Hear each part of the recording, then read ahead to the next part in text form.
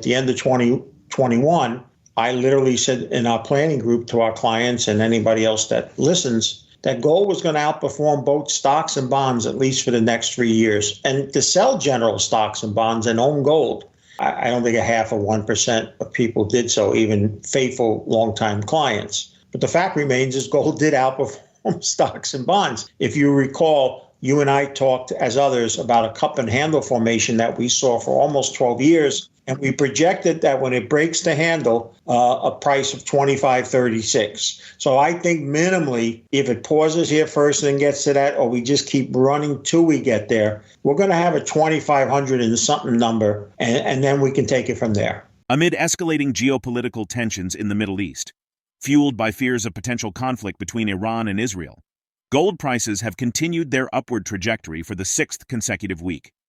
Notably, gold and silver prices have surged despite rising U.S. dollar rates, underscoring their status as safe haven assets. With gold prices up 15 to 22% this year, it is one of the best performing asset classes. PeterGrandich of PeterGrandich.com remains optimistic about the outlook for gold, suggesting that while it may not double in price again, there is still room for further growth. He points to a cup and handle formation, indicating a target price of $2,536, signaling potential upward movement for gold. Since the start of the century, gold has consistently outperformed both stocks and bonds. In 2023, according to the World Gold Council analysis, gold emerged as one of the top-performing assets, surpassing emerging market stocks, U.S. bonds, the U.S. dollar, global treasuries, and commodities overall. Only U.S. stocks and developed market foreign stocks outperformed gold during this period. Despite initial skepticism, Peter's predictions regarding gold's outperformance relative to stocks and bonds have proven accurate. Since the end of 2021, gold has demonstrated resilience in the market, outperforming traditional investments. Silver, an investment asset and industrial metal used in various applications like electronics and solar panels, may maintain the $30 mark due to a recovery in global manufacturing activity and increased investment demand from funds. Peter's perspective on silver has evolved, recognizing its improving fundamentals and positioning it on par with gold and copper regarding investment potential. Philip Strebel, chief market strategist at Blue Line Futures in Chicago, echoes the sentiment that the silver market's trajectory beyond $30 will depend on factors like manufacturing recovery and heightened solar demand. Come along as we explore PeterGrandich's valuable insights. Don't miss out on our latest updates.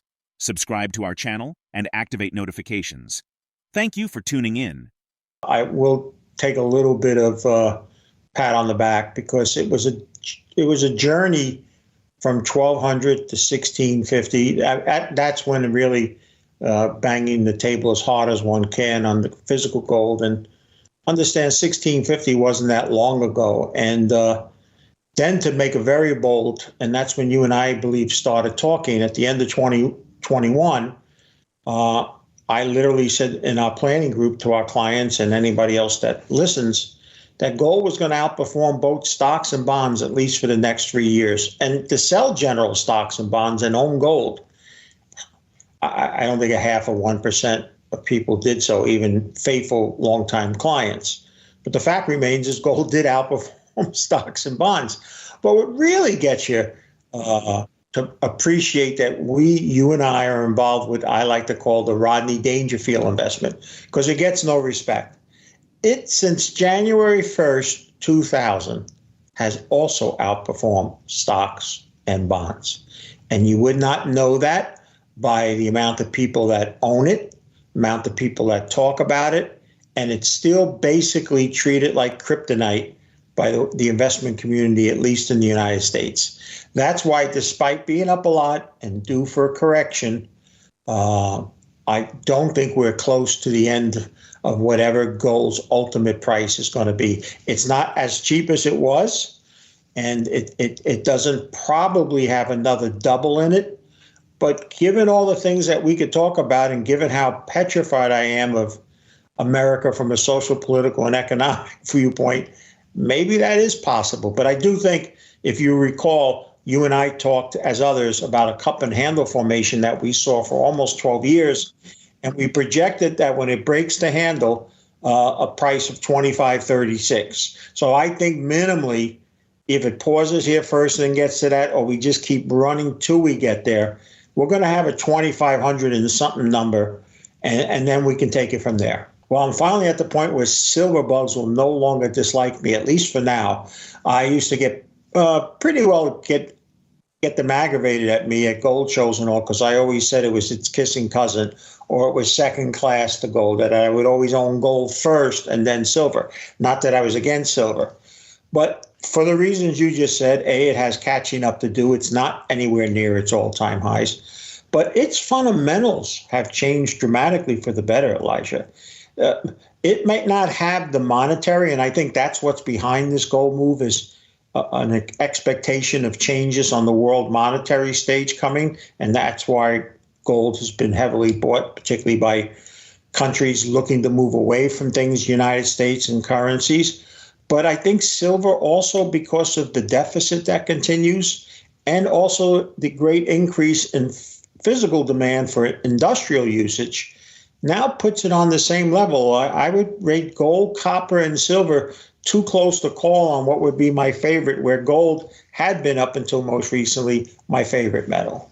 A series of disappointing inflation figures has compelled the Federal Reserve to recalibrate its timeline for implementing its first interest rate cut and reassess the price growth trajectory. Chair Jerome Powell recently reinforced this stance, indicating that achieving the confidence to lower rates will likely take longer than initially anticipated. This announcement has dashed hopes for more than 2 rate cuts in 2024, with some expressing concerns that there may be none. Peter highlights a notable gap between the initial expectations of interest rate cuts and the actual policy measures central banks took. The notion of transitory inflation may soon face challenges as inflationary pressures linger. Last week's core consumer price index growth for March exceeded expectations, prompting a significant revision in the anticipated number of rate cuts by the U.S. Federal Reserve for 2024. Peter further explains that the persistence of higher inflation rates, surpassing previous norms, is expected to become an enduring characteristic of the economic landscape. Once unleashed, inflationary pressures pose considerable challenges to containment, often leading to significant economic repercussions. Let's get back to the interview.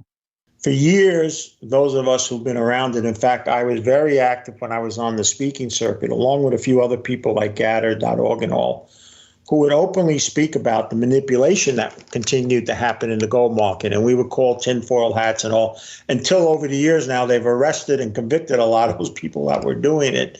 And the person or persons that used to claim we were nuts are no longer around. But having said all that, the COMEX, where still in the U.S., trading happens, some of us, and I'm one of them, nickname it the Crimex, because the paper market would always seem to have a different perspective on the gold price than the physical market did. And as trading moved towards Asia, and you and I have spoken about this, it was one of the bullish reasons to own gold, because we saw that those people were losing the control that they had. In fact, some old traders that I've talked to, one that I follow a lot on the internet, wrote to me today, he says, Pete, they may be dead because they should have been showing up by now. And I said, hold on. Those folks are like herpes. They may disappear for a while, but they will show up again. They will come back. It's going to be at what level do they come back and what impact they have. But you're right. The physical market, something that should have always overruled the paper market, has pounded the paper hangers, that we used to like to call them, I don't know, into submission, but certainly in a big retreat. And we'll have to wait to see when a correction and consolidation comes, what kind of actions we see, and what kind of, if we start to see these 6:05 p.m. trying to sell $1 billion on the Globex, that's usually a sign that the paper people will be back. But right now, you're right. And you know what? That's not going away. The people in Asia and all, they have been buying it because they don't want to own dollar-denominated U.S. securities, stocks, or bonds anymore. In fact, if it wasn't for the U.S. stepping up, citizens, and buying treasury bonds, we would have even yields much, much higher. Bonds are a lesser of two evils, but they're still not anything great to run out on. And can I make one quick point? if you would take heed, I would tell the people, look at the talking heads who started in 2022 telling you about interest rate cuts are just around the corner. They're coming in early 2023. Then early 2023, they pushed it off. Then 2024 is going to be 7 of them. Remember, we were supposed to have 7 minimum interest rate cuts. And now we have 1 Fed governor. We have 3 in the last 2 days telling us it may not be to 2025. That really is going to impact, especially the stock market. And so I would caution everybody, and this word transitory, which we know is never going to be stated by anybody but the Fed, I think soon you're going to hear them not talk anymore about 2% interest rates and 2% inflation. The genie's out of the bottle. You and I had this talk the last couple of times, the inflation genie. Once that genie gets out of the bottle, she don't like going back in. In fact, only one time she was able to push back in, and Boca had to almost bring us into a depression to do so. So I think higher rates of inflation, not higher, but just higher rates than what we've been accustomed to, are here to stay. Considering the Federal Reserve's recalibration of its timeline for interest rate cuts in response to disappointing inflation figures, how do you anticipate these adjustments will impact broader economic trends and market dynamics moving forward? Share your perspective in the comments below. If the video resonates with you, join our community by subscribing to our channel and enabling notifications with the bell icon. Thank you for being a part of our community.